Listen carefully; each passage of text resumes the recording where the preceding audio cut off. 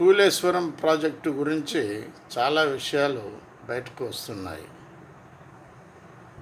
హరిరామ్ నాయక్ గారు 300 కోట్లతో ఆయన పట్టుపట్టడం జరిగింది.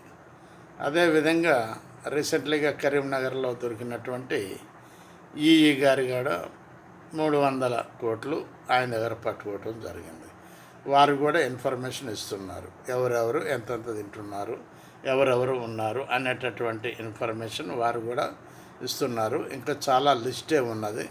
ఈ లిస్టు మనకు నేను అనుకుంటా దగ్గర ఒక 6 నెలల వరకు పట్టవచ్చు ఈ ఇన్వెస్టిగేషన్కి.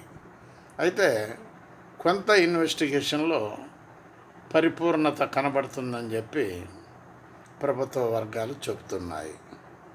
దీంట్లో ఎవరు తప్పించుకోలేరు అని కూడా అంటున్నారు. ఇది చాలా పెద్ద ప్రాజెక్టులో తినటం జరిగిందని చెప్పి చెబుతున్నారు ప్రభుత్వ వర్గాలు, ఏసీబీ వర్గాలు.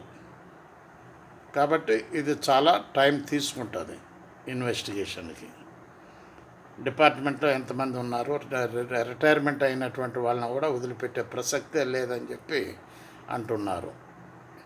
ఆలోచించండి ప్లీజ్. బాలసాని వీరప్రసాద్, హైదరాబాద్.